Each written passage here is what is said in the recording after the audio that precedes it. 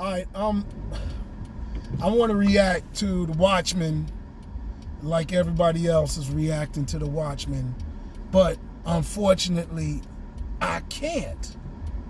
I'm still like, all right, it's good, but there's a few things, I'm a Gemini, so I always see different sides of the particular issue, right? On one hand, I'm excited, no doubt. It's Tulsa, Oklahoma. A lot of people didn't know about it. They're learning about it. For people like me who knew about it, it's good to see it played out, right? Live action.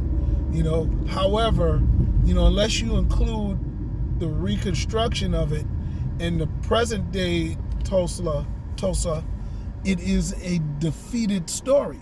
We got beat down. And I don't feel like Snoop Dogg in some point in that I don't want to see us beat down. You know what I'm saying? I don't like to see us losing. I don't like us catching an L.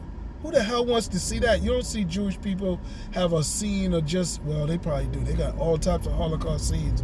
But, at the end, they win. So we got our fingers crossed at the end, we'll have more white casualties than black casualties. But they done killed at least 50 to 75 people in that opening scene, black people, that is.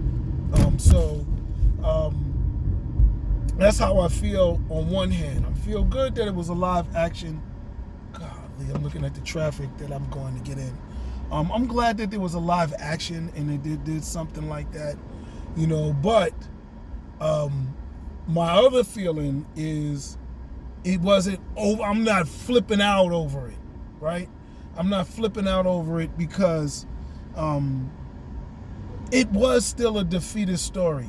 You know what I'm saying? I could see chilling in the living room of some Klansmen, and they could be like, yo, rewind that part with them dragging the people down the street, dragging the coloreds, dragging the N-words, and they could just watch that part over and over again and get their rocks off. And I don't have time for that. I, while watching it, was thinking, all right, this is the Watchman. This is a story about superhero people who take on superhero personas to save, other people. And I'm thinking, well, damn, Tulsa was like our black utopia. It had banks, it had movie theaters, it had every type of store, you name. They got to be the place where their black superhero is coming from. And it's going to be Tulsa Man, and he's going to come to the rescue. You know what I'm saying? It's the hero we ain't never heard about because it's Tulsa Man. But nope, here they are. They're going to stick to exact history and let it be some damn hero's origin story or motivation, as if we didn't have other stories before Tulsa for them to get motivated from before. I mean, everywhere outside of Tulsa was straight gangster, ratchet, and very hard for black people. So the people from Tulsa weren't in a full-out utopia. They were in a trapped utopian box, So although it was really good, they had to insulate themselves. And they weren't no island like Jamaica or Puerto Rico. They were, surrounded by race, hate, surrounded by terrorists. One little, and in case in point, one little mistaken identity, one little jungle fever infraction, and they burn the whole city down. People call it a genocide. I don't know if they was trying to kill the race, but they was trying to kill every Tulsan. You know what I'm saying? And that's how uncomfortable it was. And the stories are horrific, and that little 10-minute or 5-minute, whatever they did, doesn't really do it full justice, because there's going to be somebody that does a whole movie now on it, from Tulsa with Love or some type of story like that, right? But for me, I wanted to see some superhero come smash through. You know what I'm saying? Even if the superheroes are like, yo, it's too many white people, I can't stop them. Watchmen superheroes aren't all Superman. I mean, the only one that was powerful was Dr. Manhattan. Everybody else was strategically powerful and then very determined. So they weren't, they weren't like your Wolverine, your X-Men. These weren't mutants. These were just regular people putting on uniforms and going out. It was like Kick-Ass. However, I would have thought that it would have been some, Long Ranger, even if it was in some regular corny outfit, more germane to the time. He comes in on a horse instead of an owl thing. You know what I'm saying? Nightman. I would have been like, oh, the first superhero, Lobo. Maybe it could have did Lobo. You know what I'm saying? It was based on Bass. Damn, I'm gonna forget the black dude's name. Here it is. I'm rambling and I'm talking about stuff that I don't remember. Bass Reeves. The one, the lawman. He was in it, but he didn't really, he was just in the opening montage. You didn't see Bass Reeves come through there and be like, going all killjoy on everybody. Now, had I directed it, or if it was a Jeff Carroll story, it would have had more Quentin Tarantino kung fu movie elements to it. It would have been a whole lot more bloodshed. I would have exaggerated. I would have had some Nightman, Lobo, or Bass Reeves type superhero, Long Ranger type superhero come through there and save the day. If not the whole day, at least be responsible for whoever is still around to rebuild Tulsa, or just got a few of the black people out of there. That still might have taken a superhero enough. And believe me, in my story, there would have been some white people that got in his way, and he would have had to take out. He'd have gone V for Vendetta on him. He'd have been like, you don't know, because V for Vendetta didn't use guns. He could have still been doing the same knife tricks right there in Tulsa. Oh, your guns are only guns. Those are only bullets. Whatever V for Vendetta said. I'd have been throwing knives at everybody. I've been catching throw their hood off their white robe. I'd have caught them by their white robe on the ground, threw a knife in between their legs, catch them in the jugular vein, in their neck.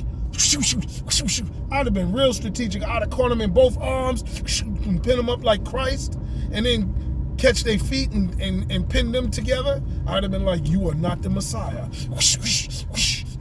You would have seen it. Hell, I didn't not forget Django. I ain't going Django on them. I'm going V for Vendetta on them, son. But yeah, now if they'd have done that, then I'd have been like, I'm watching this show over and over and over again. If I ever had a video doorbell, that scene would have been my video doorbell. You understand? So my third point that I wanted to make in all of this, sure, I'm happy that Tulsa got some props because it may lead to more discussion on this, and it's a beautiful time because now we're on the eve of reparations, so it may fuel all of that. Hell, who cares? We about facing a Trump fake race war anyway, so this will just alienate the rest of the Trump people and shrink his thing down.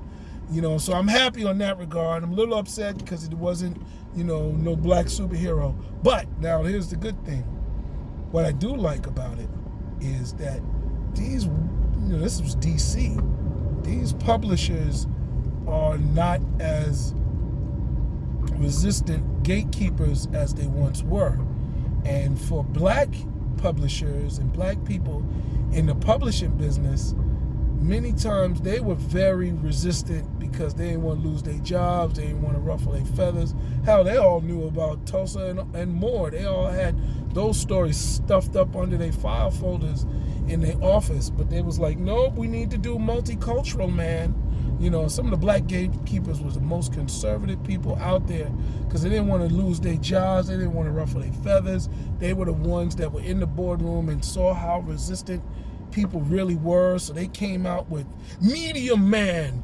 He's half black and half everything else, or he's a black superhero, but he's not, he's gonna save white people too.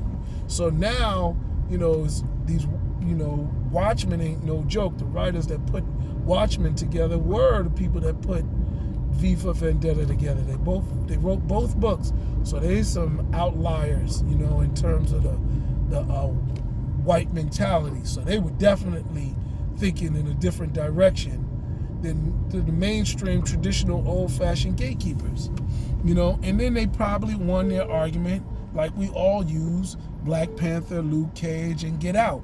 If that ain't in your proposal, when you pitch it to the mainstream gatekeepers, then you are not that intelligent, because they will say to you that, how will the America and the world respond to an all-black story?